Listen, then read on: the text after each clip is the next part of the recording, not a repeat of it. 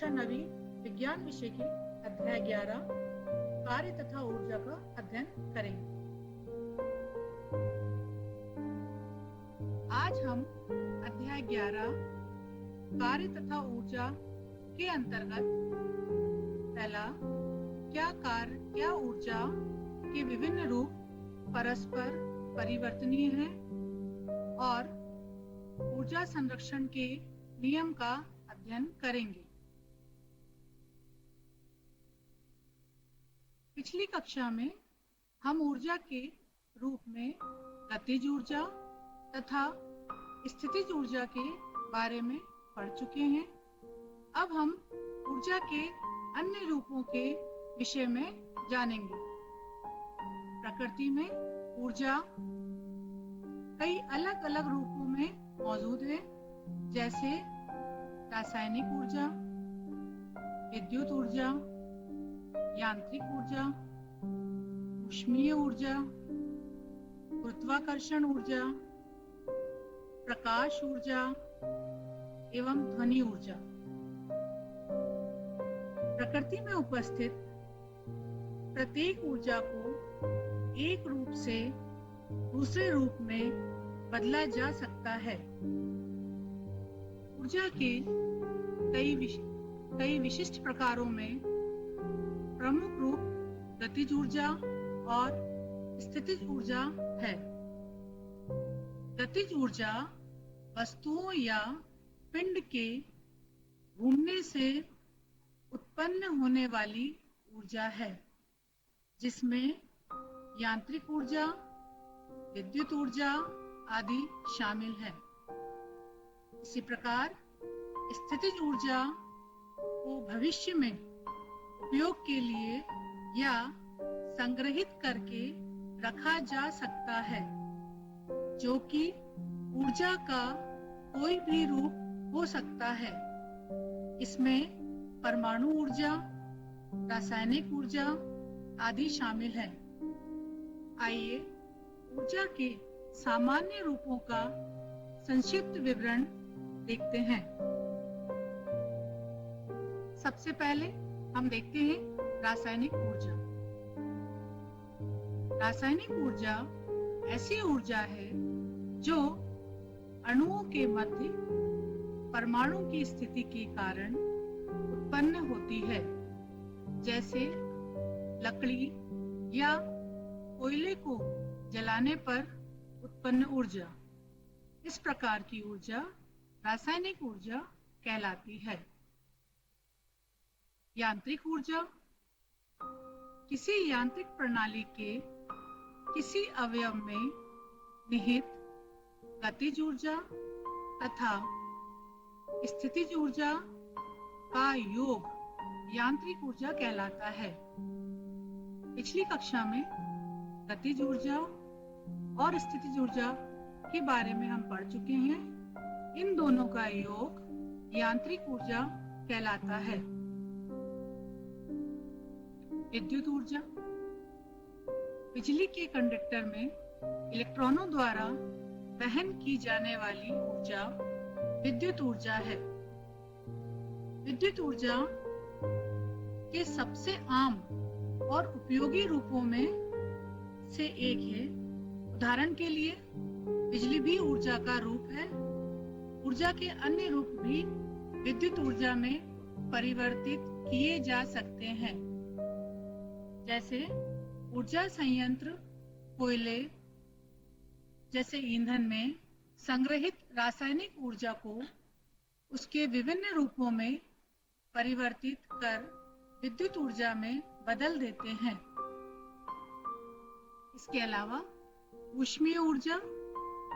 ऊष्मीय ऊर्जा एक पदार्थ या प्रणाली के अपने तापमान अणुओं की गति से उत्पन्न होने वाली ऊर्जा है। उदाहरण के लिए हम खाना पकाने के लिए सौर विकिरण द्वारा उत्पन्न की जाने वाली ऊष्मीय ऊर्जा का उपयोग करते हैं। अब हम देखते हैं गुरुत्वाकर्षण ऊर्जा। गुरुत्वाकर्षण ऊर्जा एक गुरुत्वाकर्षण क्षेत्र में एक वस्तु द्वारा लगने वाली ऊर्जा है। इसको समझने के लिए हम एक उदाहरण देखते हैं। एक बहते हुए झरने से उत्पन्न होने वाली ऊर्जा गुरुत्वाकर्षण ऊर्जा है।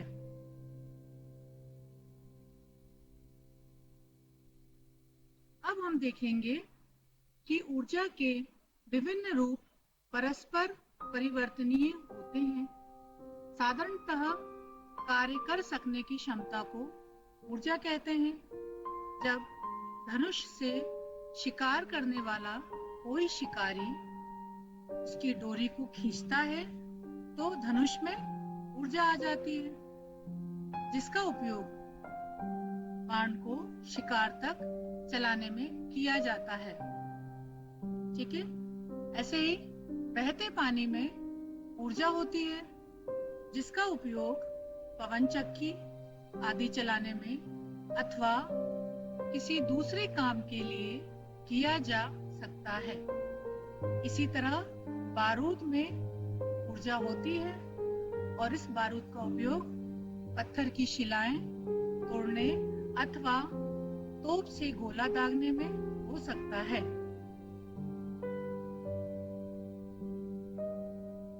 बिजली की धारा में ऊर्जा होती है, जिससे बिजली की मोटर चलाई जा सकती है।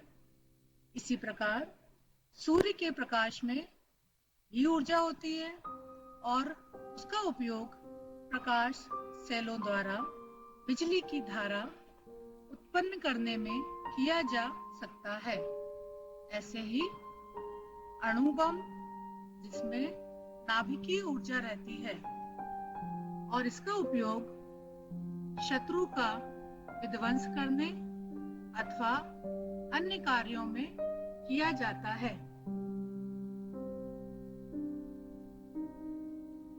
ऊर्जा के विभिन्न रूपों के बारे में अन्य विवरण इस प्रकार है। देखिए, हम देखते हैं कि ऊर्जा कई रूपों में पाई जाती है। जैसे तने हुए स्प्रिंग में जो ऊर्जा है उसे स्थितिज ऊर्जा कहते हैं। बहते पानी की ऊर्जा गतिज ऊर्जा है। बारूद की ऊर्जा रासायनिक ऊर्जा है। बिजली की धारा, इसकी ऊर्जा विद्युत ऊर्जा है। सूर्य के प्रकाश की ऊर्जा को प्रकाश ऊर्जा कहते हैं। सूर्य में जो ऊर्जा है वह उसके ऊंचे ताप के कारण है, इसलिए सूर्य के प्रकाश को और इसकी ऊर्जा को ऊष्मा ऊर्जा भी कहते हैं। अब हम देखते हैं ऊर्जा संरक्षण का नियम। अभी हमने पढ़ा कि ऊर्जा के विभिन्न रूप आपस में परिवर्तनीय हैं, अर्थात ऊर्जा का कुल मान नियत होता है। ऊर्जा का ना तो निर्माण किया जा सकता है और ना ही विनाश किया जा सकता है, केवल इसका रूप बदला जा सकता है। तो हम कह सकते हैं कि ऊर्जा को ना ही उत्पन्न किया जा सकता है और ना ही उसे नष्ट किया जा सकता है।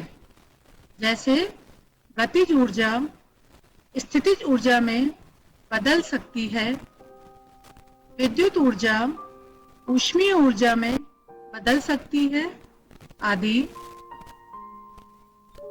आइए कुछ अन्य उदाहरणों का अवलोकन करते हैं। पहला, विद्युत सेलों द्वारा रासायनिक ऊर्जा विद्युत ऊर्जा में परिवर्तित होती है। इस बिजली से हम प्रकाश पैदा कर सकते हैं। दूसरा, सूर्य के प्रकाश से प्रकाश संश्लेषण क्रिया द्वारा प्रकाश ऊर्जा पेड़ों की रासायनिक ऊर्जा में परिवर्तित होती है। तीसरा, ऐसी क्रियाओं द्वारा यह स्पष्ट है कि विभिन्न परिवर्तनों में ऊर्जा का केवल रूप बदलता है, ऊर्जा के मान में कोई अंतर नहीं आता है।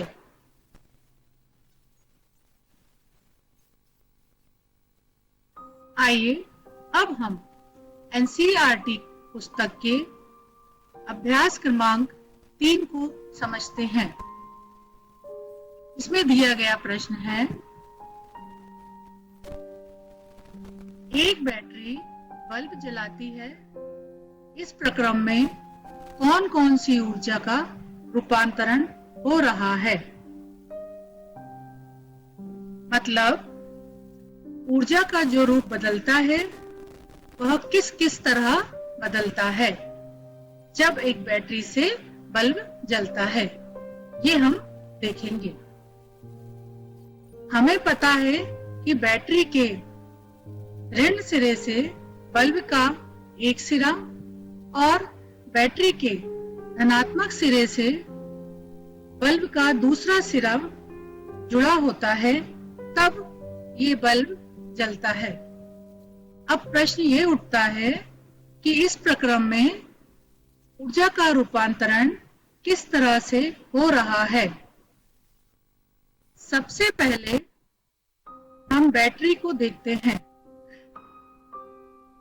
हमें पता है कि बैटरी में रासायनिक ऊर्जा होती है, क्योंकि इसमें रासायनिक पदार्थ भरा होता है और बैटरी के धनात्मक और ऋणात्मक सिरों के बीच में जो विभवांतर होता है, उसके कारण विद्युत धारा का प्रवाह होता है और इस कारण बल्ब में प्रकाश उत्पन्न होता है। इस प्रकार यहाँ पे पहला, जब बैटरी को बल्ब से जोड़ा जाता है तो उसकी रासायनिक ऊर्जा विद्युत ऊर्जा में बदल जाती है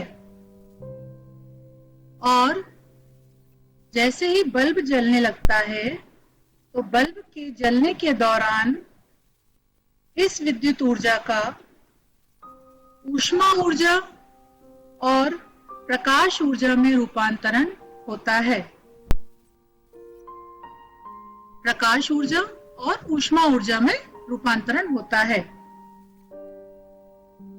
हम जानते हैं ऊर्जा संरक्षण के नियम के अनुसार यहाँ ऊर्जा का रूपांतरण हो रहा है, यहाँ ऊर्जा का कोई नुकसान नहीं हो रहा है, इसलिए यह ऊर्जा संरक्षण के अनुकूल है और यहाँ ऊर्जा संरक्षण का नियम लग रहा है।